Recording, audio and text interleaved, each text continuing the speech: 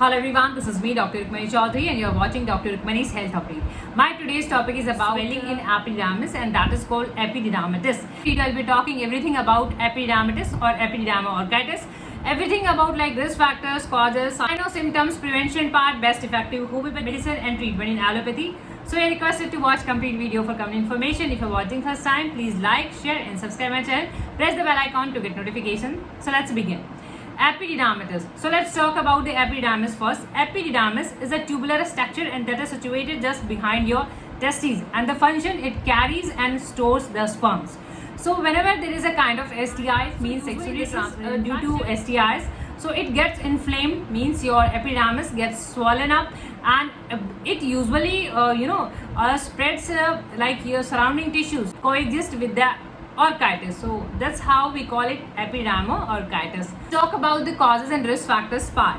So who are at higher risk and the age group. See, at any age you can get these infections. Even children get this infection and it is called like pediatric epididymis. But the main age bracket is 20 to 40 years. So 20 to 40 years is the age bracket, the commonly affected person in this age bracket. So what are the risk factors? Not using any barrier methods or any protection, you are at higher risk. And if you're having multiple partners, again you happen usually due to STI, sexually transmitted infection. And if you use catheters, means for any reason there is a catheter, frequent uses of catheter, so again you are at higher risk. And if there is a recent surgery for any urinary tract, so yes, again a risk. And if you have tuberculosis, again a risk. So these are certain risk factors that put you on having epididymis inflammation, infection. That's epididymitis. So STI, sexually transmitted infection, and the common one is chlamydia and gonorrhea. These are the common one, and at times this is due to non-sexual infections, and these are UTIs, means urinary tract infection. So at times this is due to STIs, and at times this is due to non-STI, or these are called UTIs, and at times these are due to prostate enlargement, prostate infections you catch. And yes, at times you're having tuberculosis, so you catch these kind of infections. Of the symptom part, what symptom you have? This is a kind of inflammation, so you must be having swelling. And if this is acute one, sudden or acute, you must have like a fever or chills. And at times there is a pressure feeling at the testes, and there is a testicular pain that can radiate towards your thighs or groin or even your abdomen, and you're having groin lymph node enlarged, they are enlarged. And at times there is a painful intercourse, and there is a painful ejaculation, and there is a semen in blood, and even you have pain while urination and pain during your bowel movement. So these symptoms can be there. Rest depends on the severity of the cases, that whether it's a mild, moderate case or a severe one. So in case of severe one, your symptoms get worse. Part, at times you have like testicular abscess. So in the treatment part, we have to drain your. Now the diagnosis part, how we diagnose this condition, what are the diagnostic criteria and what are the tests required. Diagnosis is usually made through your physical examination. Physical examination is done. You are having swelling, redness, or is there any abnormal discharge, or whether your groin or lymph nodes are enlarged. So these are done through your physical examination. Imaging tests are very crucial, and particularly the testicular ultrasound. That usually determines the size and the structures of the particular organs. So everything is via imaging test. And at times there are urine tests out any UTIs, urine test, urine routine, culture. So everything is done, and blood tests can be done. So even urine blood tests are done, urine tests are done, imaging tests are done, physical examination is done, and at times rectal examination. So checking your prostate, whether it's infected or is there any enlargement in your prostate.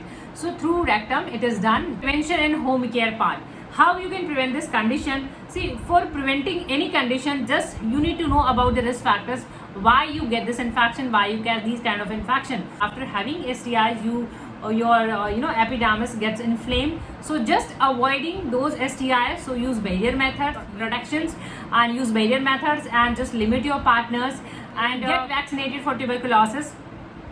And disinfecting, if you use sharing kind of things like seeds and all, so disinfecting all these kind of shared seeds and everything on a regular basis, that reduces the chances of having any kind of infection. And self-care part, so elevating your scrotal, elevating them give you some amount of relief. Ice pack, So icing is done. I relieve your swelling to relieve your reduce your inflammation. So you can do that. Rest is suggested.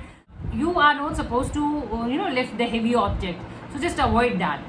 Avoiding lifting of heavy object, doing bed rest, and doing ice packs, doing icings for that particular area, and elevating that part gives you some amount of relief. Homeopathy, as these are the kind of bacterial infections, so you are given antibiotics, and for the pain, like pain relievers, painkillers you are given, and usually it resolves like in 6 weeks, or if you take your complete antibiotic course in allopathy. What is the role of homeopathy in epididymitis or epidermal orchitis?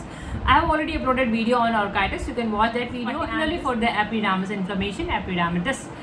You are not supposed to buy all the medicines. These are homeopathy medicines, and your medicine gets changed with your symptom. What symptom you have, what totality you have, or what is individual about you. There are several medicine. That one medicine is indicated in the left side of inflammation, other is given on the right side of the inflammation. In one case you are having, you walking aggravate your problem, walking worse your problem. In other medicine you are having, when you walk you are better by walking. So in homeopathy, so medicine gets changed, and rhododendron almost tops the chart in every case of inflammation, particularly for the male, like whether it's epididymitis, whether it's orchitis or epidermal orchitis. So rhododendron almost tops the chart, and this is given when you have tenderness, there is an extreme pain, you have tenderness, and walking relieves your symptom, and sitting aggravate, means sitting worse your symptom. So in that case you can take rhododendron, and these are the oral medicine, so you are supposed to take orally, and these are having droppers. These medicines forms can differ. You are having any form, like you may have these form, the pills form, so you can even take the pills form, but you just focus on the medicine name, that is rhododendron. So just take 1 or 2 drops direct on tongue orally, twice or thrice in a day before having your meal. Medorrhinum is usually given of gonorrhea. Gonorrhea again is sexually transmitted infection. So if you have that, means there is abnormal discharge, smelly discharge. So in that case you can use medorrhinum. History of gonorrhea, suppressed gonorrhea. So in that case you can take medorrhinum 1 or 2 drops again 2 or 3 times in a day before having your meal. Apis mellifica, you must be knowing about its inflammatory property. Means this is given when there's a inflammation, and there's a heat and stinging kind of pain. So in that case, and this is known for its right-sided property, means your right side of testes are affected. So in the right side you are having pain, there is a swelling, and UTIs even. You are having urine infection, you are having pain while urinating and after urination. So in that case you can take Apis mellifica. Clematis erecta, again a very effective medicine in every kind of inflammation. Epididymis, epidermal orchitis, there is a pain and tenderness remarked. So in that case you can. Pulsatilla is given.